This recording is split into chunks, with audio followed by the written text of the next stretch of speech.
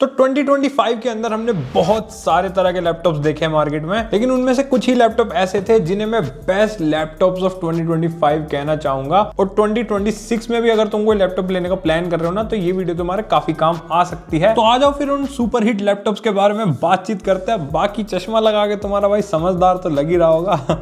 Comment करके बताना कि बिना चश्मे के अच्छा हूं या चश्मे के साथ। फील तो आ रही होगी है ना।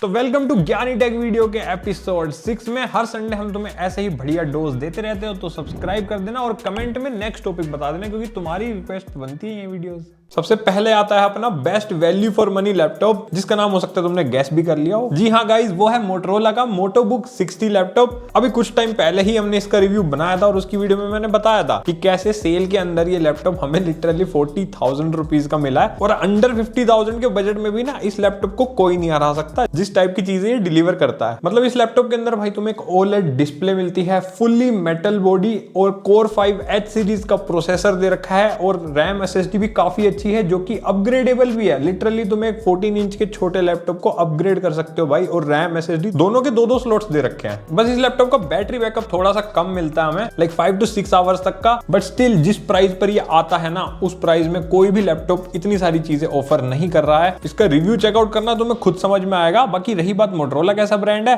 लेनोवो की तरफ से ही बैक्ड है भाई मोटोरोला, तो तुम्हें सेम वैसी टाइप की चीजें मिलेंगी। और लेनोवो तो वैसी रिनोन ब्रांड है, तो मुझे नहीं लगता कोई इशू उसमें आना चाहिए। इसीलिए ये लैपटॉप बहुत ही ज्यादा वैल्यू फॉर मनी है and definitely you can check it out. और हाँ, इसके अलावा एक चीज और, सब्सक्रिप्शन रेशियो हमारा बहुत ही ज्यादा खराब हुआ पड़ा है। सिर्फ 5% हमारी लॉयल जनता है भाई। इस नंबर को बढ़ाओ सब्सक्राइब करके, ताकि हम ऐसी मजेदार वीडियोस तुम्हारे लिए बनाते रहें। बेल आइकन भी ऑल कर देना, वरना नई वीडियोस के नोटिफिकेशन नहीं आएंगे। काफी लोग मुझे कहते रहते हैं, तो तुमने नोटिफिकेशन ऑल पे नहीं किया होगा, कर लो उसे भी। नेक्स्ट अपना best laptop in thin and light segment. जी हाँ, सही समझे, हम सेव की बात कर रहे हैं। मैं एक बहुत ही पुराना मैक यूजर हूँ। जब से मैंने अपनी यूट्यूब जर्नी स्टार्ट करी है, लिटरली वो स्टार्ट ही मैकबुक की वजह से हुई थी। मतलब मैकबुक तब से मेरा साथ ही रहा है, तो उसके लिए एक अलग से दिल में मेरे जगह है भाई। चाहे मैं कितने भी लैपटॉप्स ट्राई कर लूं, मैकबुक हमेशा मेरे पास रहेगा।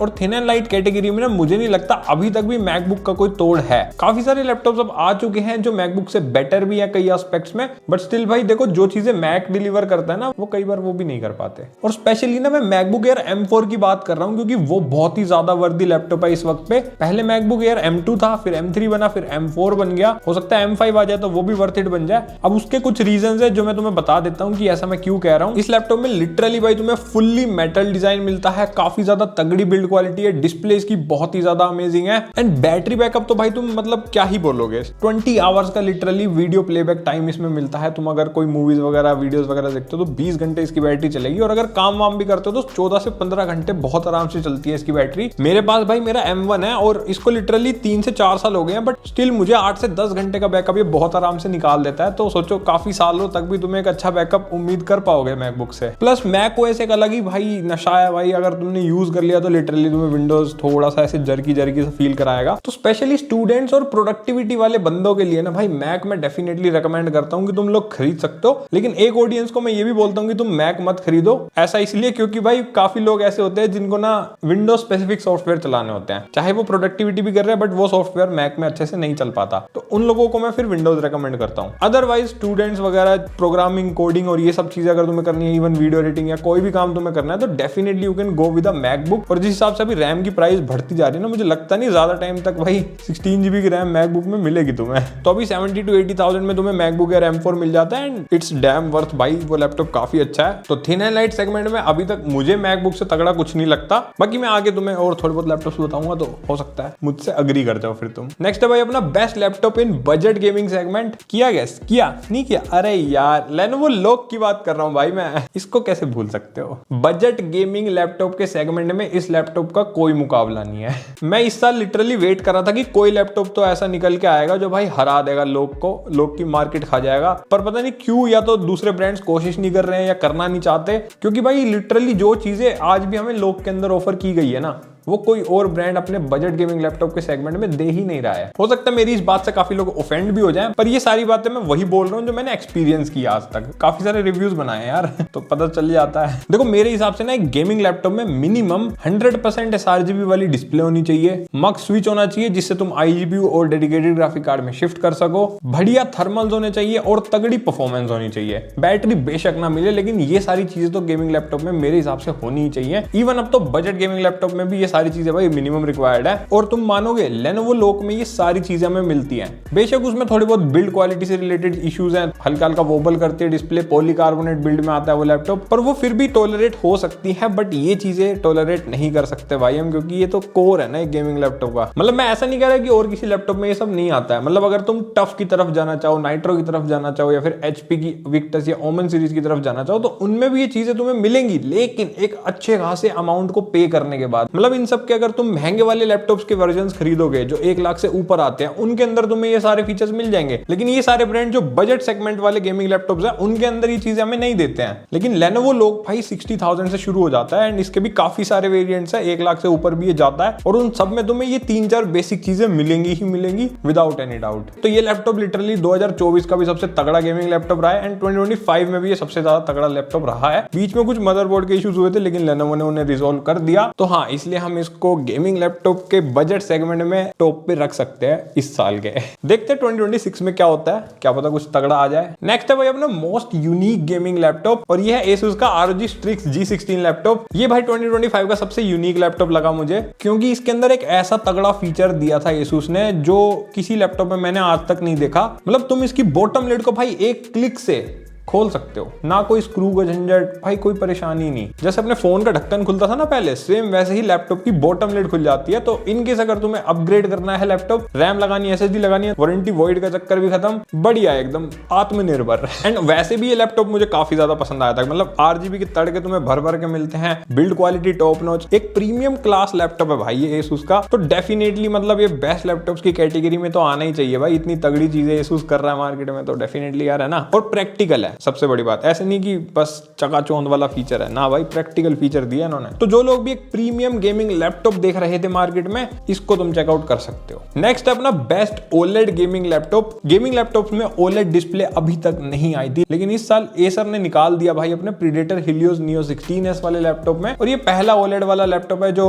इंडिया में तो एटलीस्ट पहला ही था जो OLED डिस्प्ले के साथ लॉन्च हुआ। हालांकि Legion 5 Pro में भी हमें OLED डिस्प्ले देखने को मिल गई है अब, पर वो काफी ज्यादा लेट 2025 में मिली है, ये काफी पहले आ गया था। तो इसलिए हम इसको अभी रखते हैं OLED के अंदर। तो अगर तुम्हें OLED में गेमिंग करनी है और प्लस एक थिन एंड लाइट फील चाहिए गेमिंग लैपटॉप में, क्योंकि लैपटॉप लिटरली बहुत ही ज्यादा पतला है भाई एक गेमिंग लैपटॉप के हिसाब से, और ये वेट भी इसका काफी ज्यादा हल्का था। इसका रिव्यू भी हमने बना रखा है अपने चैनल पे, चेकआउट मारना। परफॉर्मेंस के मामले में भी बढ़िया था, बस एक ही ड्रॉबैक इसका मुझे लगा था कि इसके अंदर थोड़ा हीटिंग इशू है, क्योंकि मेटल बॉडी है प्लस पतली चेसी है, तो हीट ये हो जाता है। और स्लिम लैपटॉप्स के अंदर ये चीज होती है जो भी गेमिंग वाले होते हैं। तो अगर तुम उस चीज को झेल सकते हो तो भाई डेफिनेटली एक OLED स्क्रीन के साथ ये काफी बढ़िया लैपटॉप है। मुझे काफी पसंद आया था जब मैंने इसका वीडियो बनाया था। बाकी वीडियो में थोड़ा और ज्यादा डिटेल में बता रखा है, तो चेकआउट कर लेना। नेक्स्ट हमारे best Windows thin and light laptops. तो ये ऐसे लैपटॉप्स है जो विंडोज के साथ आते हैं और सबसे ज्यादा बेस्ट है अगर तुम एक थिन एंड लाइट लेने का सोच रहे थे। 2025 में ये बहुत ही बेस्ट चीज हुई है भाई मेरे हिसाब से, कि AMD और Intel दोनों ने ही हमें ऐसे प्रोसेसर्स डिलीवर करे हैं जो मैकबुक को टक्कर देने की काबिलियत रखते हैं। देखो मेरे हिसाब से थिन एंड लाइट की डेफिनेशन यही है कि वो एक स्मार्टफोन की तरह होना चाहिए। मतलब हमें चार्जर लेके पूरे टाइम घूमना ना पड़े, जब हमें चाहिए हमारा काम हो जाए। बढ़िया बढ़िया AI फीचर्स के साथ वो लैपटॉप आता हो एंड काफी ज्यादा पोर्टेबल भी हो।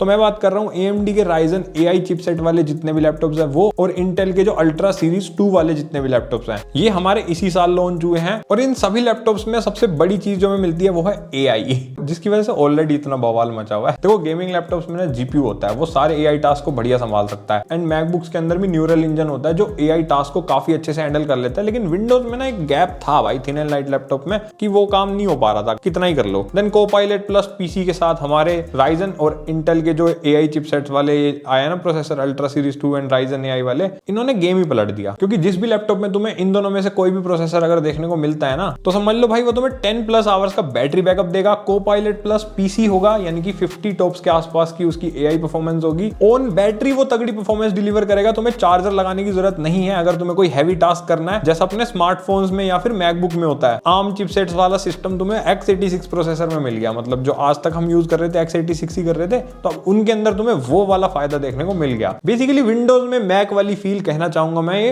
और अगर तुम सोच रहे हो कि ऐसे कौन से लैपटॉप से, थोड़ा नाम भी बता दो, तो कुछ लैपटॉप्स हमने रिव्यू किए थे चैनल पे, अगर तुम एक्टिव रहते हो तो तुम्हें पता होगा, जैसे कि HP का OmniBook, Lenovo का IdeaPad Slim 5, Asus की ZenBook एंड VivoBook वाली सीरीज। इन सभी के अंदर तुम्हें ये सारे प्रोसेसर के काफी सारे वेरिएंट्स देखने को मिले हैं अलग अलग प्राइसेस के हिसाब से। मैंने हर बार यही बोला है कि अगर तुम एक मैकबुक की तरफ नहीं जा सकते, तुम्हें विंडोज लैपटॉप ही चाहिए, थोड़ी बहुत गेमिंग का मजा भी चाहिए और बैटरी परफॉर्मेंस सब चीजें चाहिए थिन एंड लाइट लैपटॉप में, देन स्ट्रेट फॉरवर्ड भाई तुम इन प्रोसेसर्स की तरफ जाओ, क्योंकि ये काफी ज्यादा वैल्यू फॉर मनी है और इन्होंने हमारे 2025 के इस साल को काफी ज्यादा बढ़िया बना दिया था भाई लैपटॉप्स के मामले में। लेट्स सी अब 2026 में हमें क्या क्या चीजें देखने को मिलती हैं। I am very excited. बाकी तुम हमारे चैनल के साथ जुड़े रह सकते हो सब्सक्राइब करके, क्योंकि हम काफी सारे बढ़िया कंटेंट तुम्हें देते रहते हैं यार अलग अलग चीजों का। तो ये सारे मेरे ओपिनियन थे, अगर तुम इनसे डिसएग्री करते हो या तुम्हें और कोई लैपटॉप इनसे ज्यादा बढ़िया लगता है तो अपने व्यूज कमेंट सेक्शन में लिख के बता दो। बाकी इस वीडियो को शेयर जरूर करना अपने दोस्तों के साथ, ताकि सबको पता चल पाए कि किन लैपटॉप्स ने हमारे 2025 के साल को धमाल बना दिया था। बाकी जितने भी लैपटॉप्स मैंने बताए इन सब के लिंक मैं तुम्हें डिस्क्रिप्शन में दे दूंगा, अगर प्राइस चेक करना हो या खरीदना हो तो वहां से जाके कर सकते हो चेकआउट। बाकी लाइक सब्सक्राइब सब चीजें कर देना। हम मिलेंगे अगली वीडियो में, तब तक के लिए बाय बाय।